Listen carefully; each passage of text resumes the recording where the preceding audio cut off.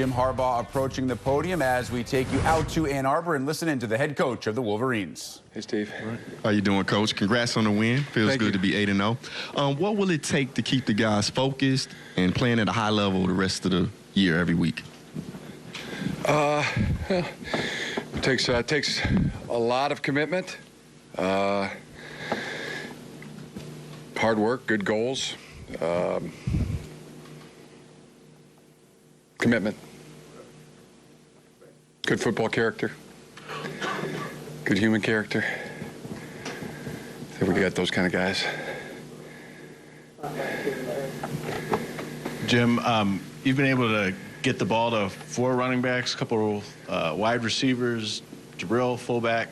Short and long term, how much does that help you that you can keep that many people active, you know, whether it's recruiting, but also to win games because the other team doesn't quite know who's going to get the ball and everybody's fresh? How much does that help you short and long term to have that many guys getting the ball? Well, I think it helps in all the ways you just said. Helps all those areas.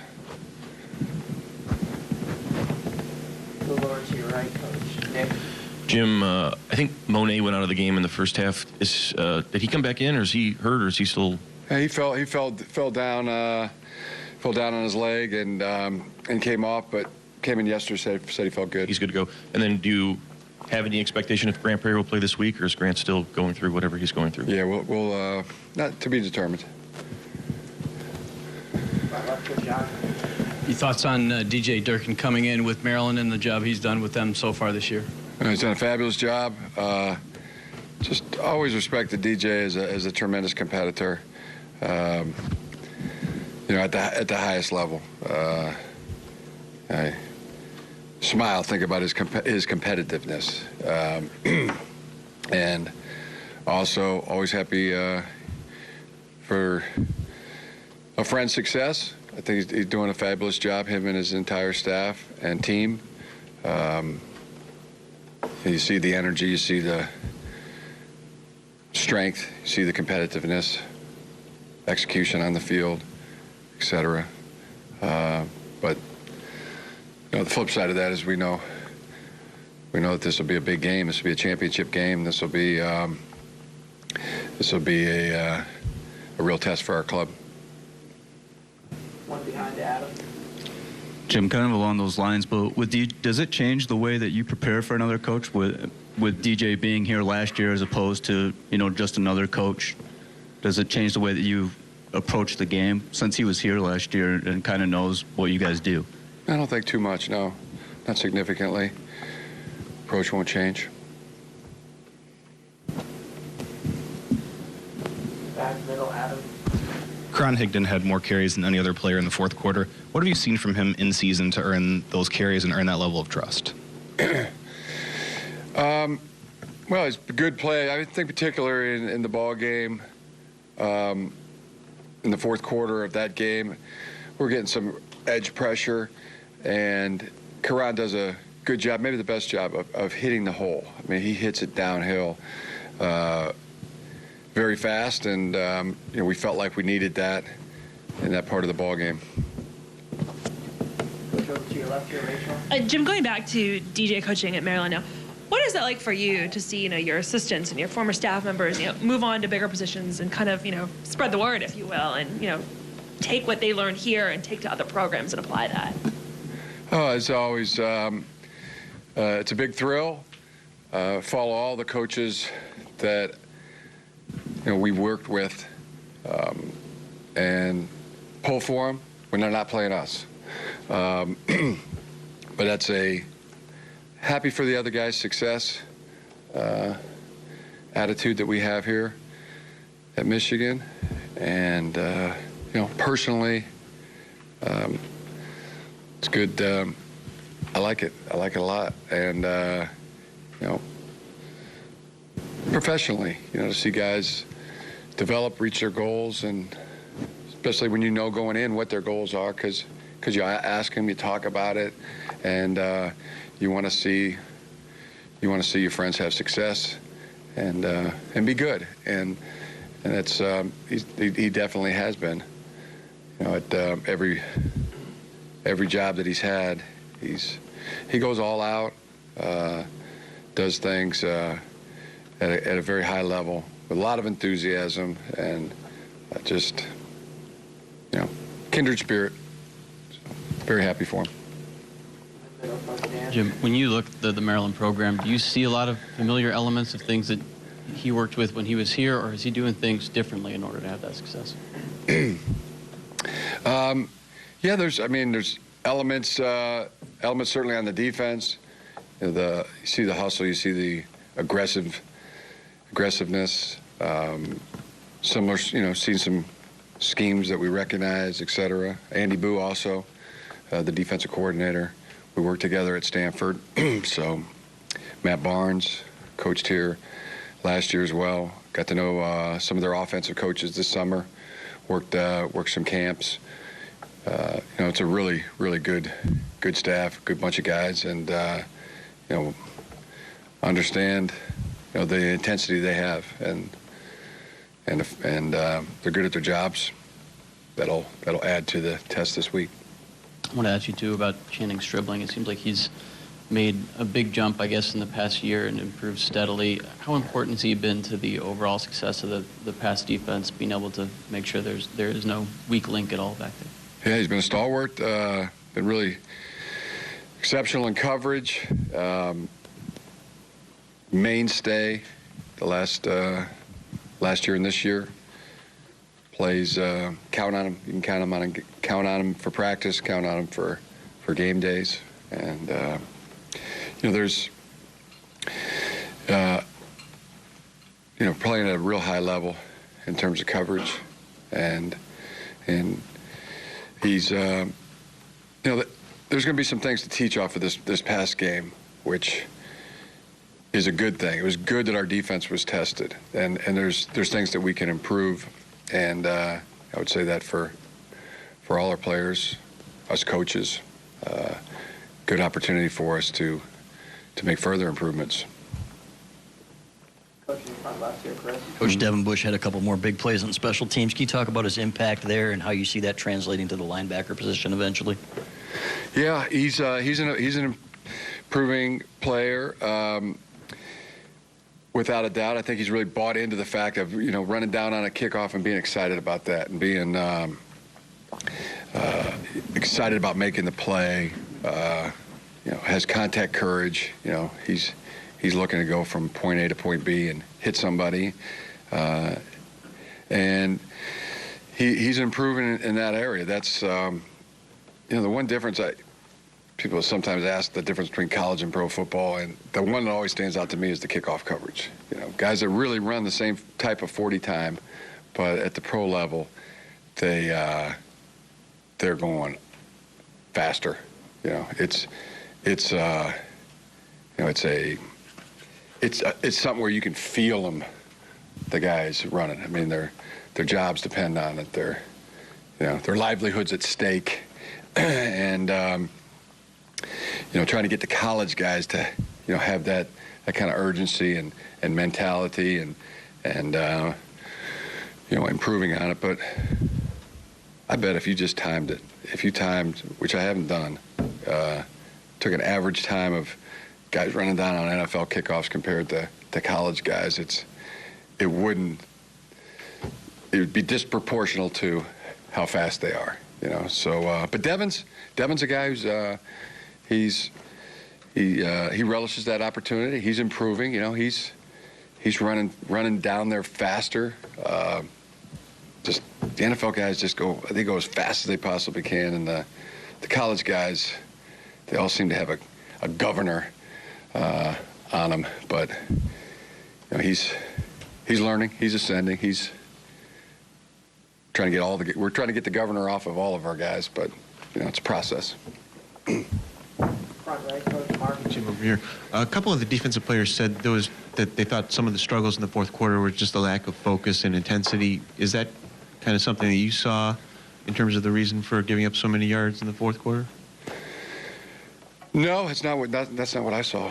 What do you think the primary reason was that was different than the first three quarters, really? Yeah, well, as I said, we'll have things that we can address. I do feel like we have some things that we can address and coach and be better at. I thought we got a little tired up front. We're going to address that and some other things that aren't for public consumption. But throughout the team, it was good for our defense to be tested. It was good for our offense and our kicking game to be tested, and you get excited about the fact that you win the game, and also have things there that you can improve on. Right left, John here. Coach, did you happen to see Grant Newsom's tweet about making the hill climb and with his walker, and your thoughts about that? No, I didn't see that.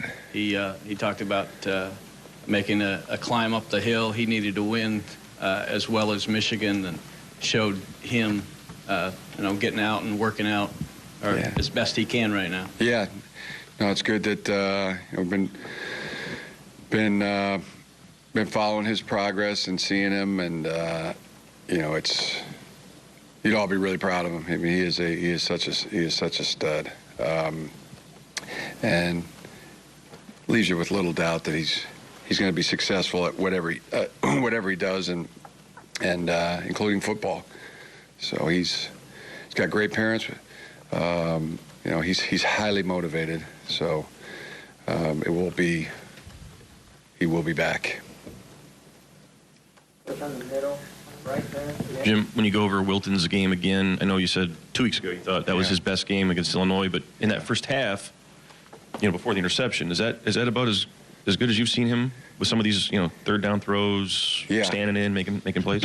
Yeah, Nick, really excited. I mean, you could make an argument this was his best game. Really, I mean, I think we're looking at a budding, really good player.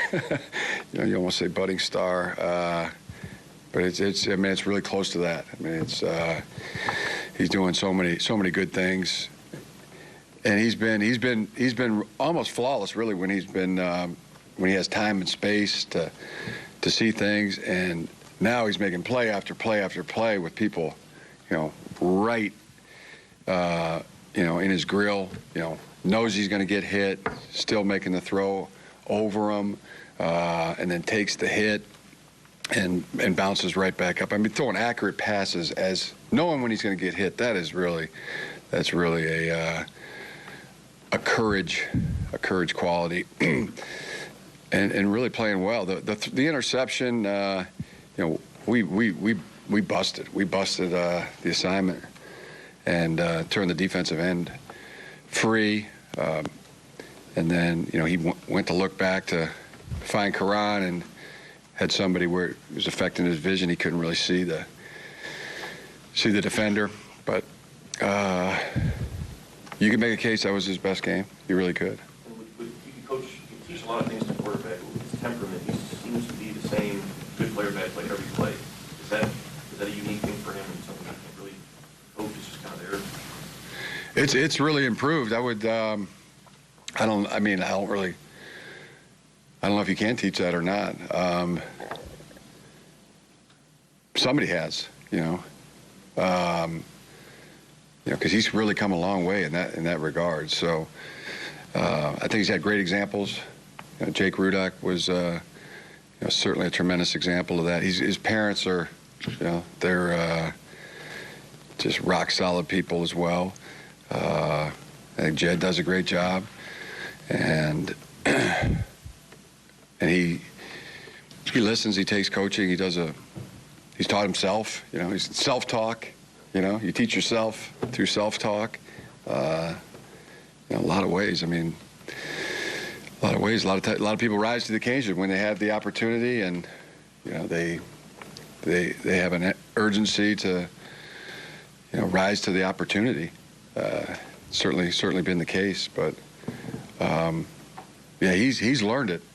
I don't know for exactly from where, or what proportion, but some of those factors I mentioned. But he's really ascending in that area. It's cool as a cucumber out there, and thinking, really processing, and we're now getting to the point, it's really so good that In the last 2 weeks, I'm going to him and asking him what he's comfortable with, what he's excited about, what he wants to throw. Hey, give me this or that. Giving him an option that wasn't there with that 3-4 weeks ago, 5 weeks ago, and he's confident in saying what he wants to do. I mean, shoot, there were some times in that ball game where I could tell he was calmer, more collected, cooler than I was, during the game, but does it in a real thinking way. It's good. I don't know if I'm describing that very well, but it's what I'm seeing. Middle left, Coach Mike. Coach, what type of kid is Kenny Allen? And you must have been extremely happy with him on the weekend. He seems to have fought back nicely. Yeah, really. I mean, ever since I met him, he's been that kind of guy, just working, progressing. Always does it with a bounce in his step. He's got real positive type of demeanor, but he's also somebody that does it daily. Comes with a work ethic to be better today than yesterday, be better tomorrow than today, and very, very, very confident, but not obnoxious at the same time. He's got a good mix, a real good mix of confidence and humility, and well socialized. Great guy to be around. Coach, hand it all the way to your right there, Joe. Two-part baseball question. Did you have fun last night? How was it? And is your dad confident his Indians will be able to pull it out? So we had a great time. We had a great time. It was a tremendous atmosphere. That's one of those signature moments, being at a World Series game with my dad, my mom, and my wife, Sarah. It was outstanding. I think he does. I think he feels good, and got Kluber coming back. He feels good about that. He's been very excited. It means a lot to him. There's it's real, just like it was being around so many Cubs and Indians fans last night. It was, and the pressure, you could just, and it was there. You could see it for the ball players, and had a great seat right out in left field, and it was fun. It was really good watching the game in, as opposed to watching the game out. And Ben's work out in left field was tremendous. The catch he made we had to deal with the bullpen mound and holding runners there.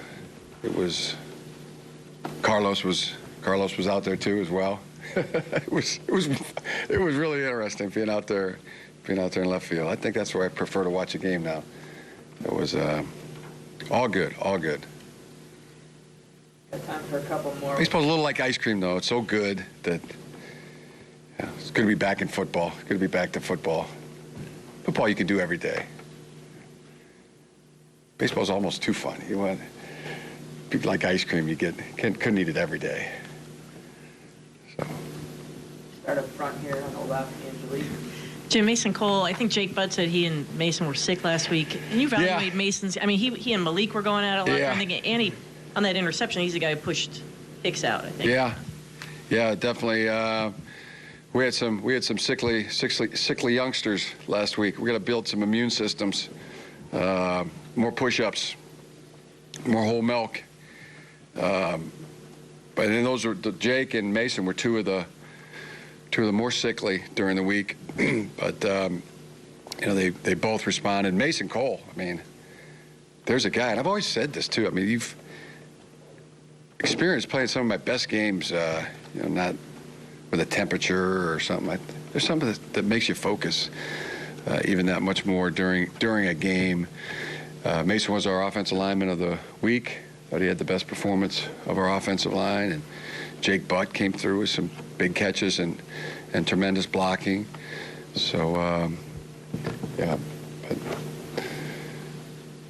more hand sanitizer and more push-ups and whole milk on tab for this week. How has he progressed in that role at playing center and being as physical as he was with Malik during that game? Oh, great. I mean, yeah, you flick on the film and there he is. I mean, he's moving people and getting his job done down after down and playing low and fast and physical. I mean, he's really developing as a center. There's no question about it. I feel great that that's his position, that he is a ideal, prototypical center and doing a great job. Got to boost his immune system a little bit, though. Max? Seems like Eddie McDoom's you guys have gotten him involved in different ways in the last few weeks. What kind of possibilities does he add to the offense when he's in there? Several. I mean, he's a sending player. Kakoa Crawford as well. Both those youngsters are doing a tremendous job, and Nate Johnson's just right there with them too. So that's exciting. Now playing the rest of the season and going forward in the future. To see what those guys can develop into. But yeah, so far so good. No, I haven't raced him yet. Last question up front here, Chris. Or Peppers. How's Peppers not the fastest guy on the team? I thought I heard a sonic boom when he was going down on that 2-point conversion. And I've seen it in practice so many times. Whoa, that is so fast. And I can't. Someday he'll run go to the combine and run that 40 time, and it'd be so interesting to see what he runs. I mean, that's going to be in the 4 threes somewhere. I would be shocked. But he picked up that loose option pitch and was running down. I thought I heard a sonic boom. I was a little disappointed that parachutes didn't deploy. It just looked like what was going to happen. Like as he got near the goal line, I thought some parachutes were going to come out. It was impressive. Mercy. A couple things. Angelique wants to know how you got your tickets last night, if you went through StubHub or what you did.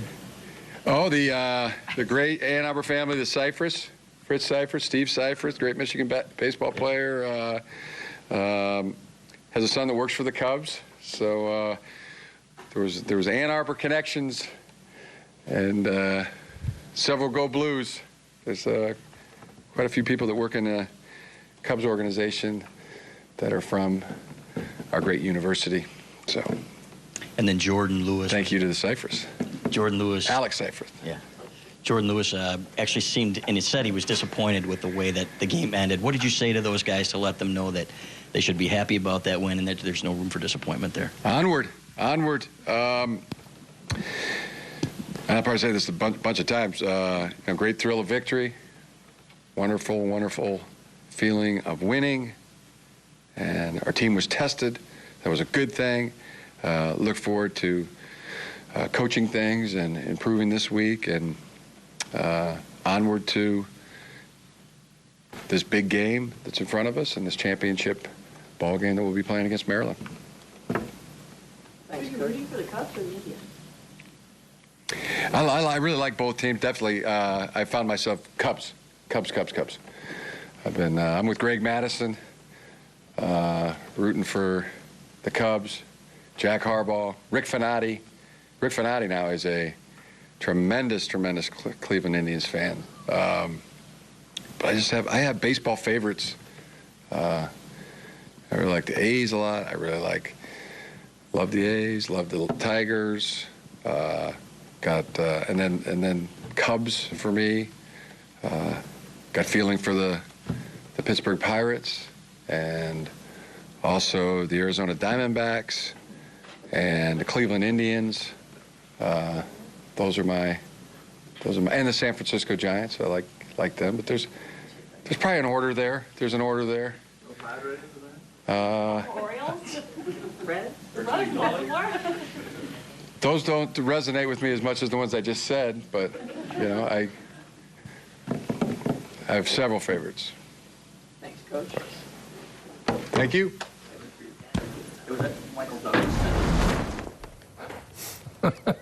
I'm trying to take it all in. I'm trying to figure it all out. I got it figured. I got one question.